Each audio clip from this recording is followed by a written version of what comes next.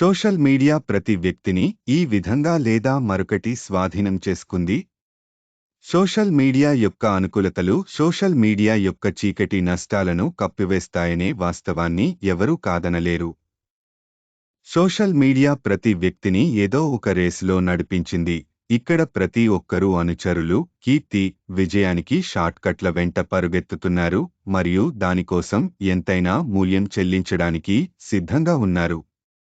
Social media వినియోగం వ్యక్తి నుండి వ్యక్తికి ఆధారపడి ఉండవచ్చు మరియు మారవచ్చు. అయినప్పటికీ సోషల్ మీడియా ఒక వ్యక్తి యొక్క మొత్తం ప్రవర్తనపై ప్రతికూల ప్రభావాన్ని చూపుతుంది. సోషల్ మీడియా యొక్క చీకటి కోణం గురించి తెలిసినప్పటికీ పెరుగుతున్న సోషల్ మీడియా సంఖ్య ఆగడం లేదు. యువతరం ఎదుర్కొంటున్న అభద్రతా భావాలు మరియు ప్రమాదాలతో సంబంధం లేకుండా సోషల్ మీడియా యొక్క మెరుపులకు పడిపోకుండా వారిని ఆపగలిగేది ఏమీ లేదు. సోషల్ మీడియా యొక్క చీకటి కోణం ఏమిటంటే సెకన్లలో ఏదైనా నిష్పత్తి నుండి బయటపడవచ్చు మరియు సందర్భం నుండి బయటపడవచ్చు మరియు అన్నింటిలో మునిగిపోకుండా ఉండటం చాలా కష్టం.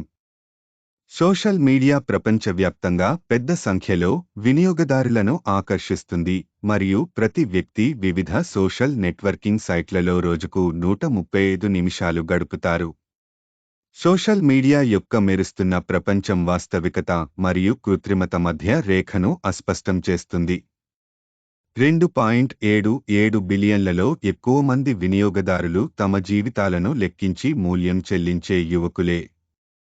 అనేక అధ్యయనాల ప్రకారం సోషల్ మీడియాను ఎక్కువగా ఉపయోగించడం అనేది నిరాశ, ఆందోళన, నిద్ర రుగ్మతలు, ఆత్మహత్య ప్రమాదాలు మరియు తినే ఆందోళనలతో ముడిపడి ఉందని స్పష్టంగా తెలుస్తుంది.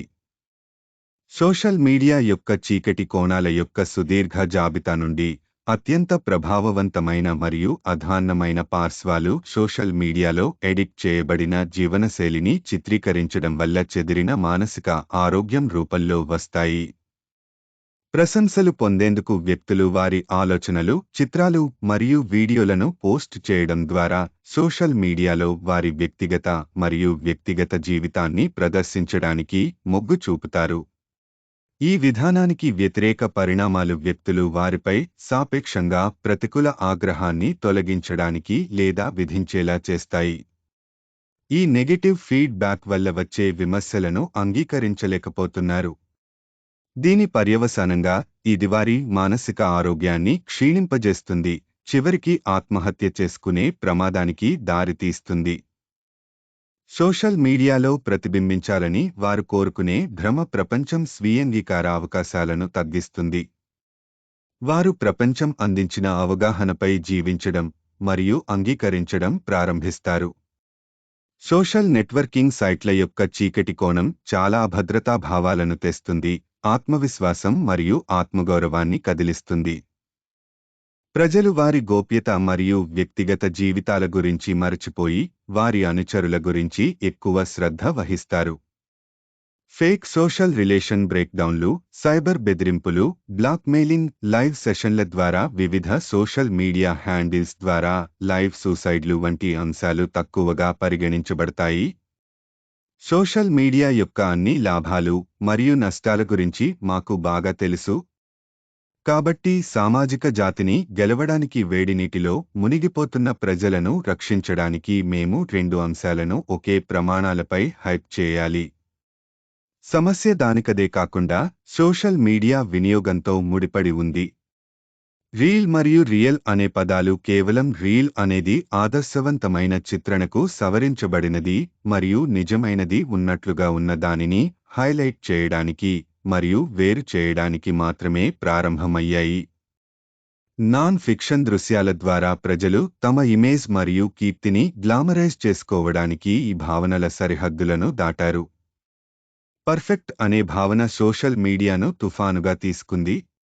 వాస్తవానికి ఎవరూ పర్ఫెక్ట్ కాదు మరియు పరిపూర్ణంగా ఉండాలనే క్రేజ్ మనలో ఎక్కడో ఒక చోట తమలో తాము ప్రత్యేకంగా ఉండే లోపాలను అంగీకరించే విశ్వాసాన్ని తగ్గించింది. వ్యక్తిగతంగా మనకు తెలియని వారికి కూడా ఆకర్షణీయంగా కనిపించడానికి మేము స్తబ్దు విధానాన్ని అనుసరించాము. మేము సోషల్ మీడియా చేయాలా వద్దా అనే దానిపై మాకు ఎంపిక లేదు మేము దీన్ని ఎంత బాగా చేస్తున్నాము అనేది ప్రశ్న. ఎరిక్ క్వాల్మాన్, సోషల్నోమిక్స్ రచయిత. ముగింపులో, మేము వ్యక్తులుగా సోషల్ మీడియా గడ్డలలో చిక్కుకోవడానికి అంగీకరిస్తాము. సోషల్ మీడియా అనేది ప్రతి ఒక్కరూ ధరించడానికి సిద్ధంగా ఉన్న ముసుగు మాత్రమే, తద్వారా వారు సామాజికంగా ఆమోదించబడతారు మరియు మెచ్చుకుంటారు. సోషల్ మీడియాను విపరీతంగా ఉపయోగించడం వల్ల మన వ్యక్తిత్వాల్లోని భారీ భాగం బాధించబడిందని గ్రహించడం చాలా ముఖ్యం. మొత్తం సమాజం స్తంభించిపోయి నిస్సత్తువగా మారింది.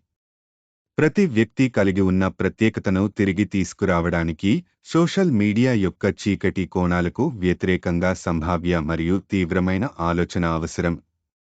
సోషల్ నెట్వర్కింగ్ యొక్క మానసిక సామాజిక ప్రభావాన్ని తగ్గించడం చాలా ముఖ్యం. రియల్ మరియు రీల్ మధ్య వ్యత్యాసాన్ని అర్థం చేసుకోవడానికి మనల్ని మనం ఎడ్యుకేట్ చేసుకోవాలి.